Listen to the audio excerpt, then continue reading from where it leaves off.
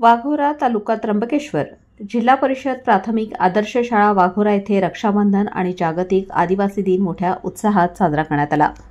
या विशेष प्रसंगी मुलींनी आकर्षक आदिवासी वेशभूषा परिधान केली होती, तर मुलांनीही पारंपरिक आदिवासी पोशाख घालून कार्यक्रमाची शोभा वाढवली।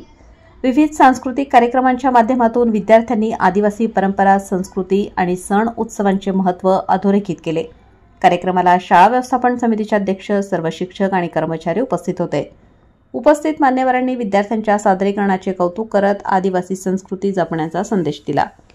या उपक्रमामुळे विद्यार्थ्यांमध्ये सणांचे आणि आपल्या परंपरेचे महत्त्व अधिक दृढ झाले।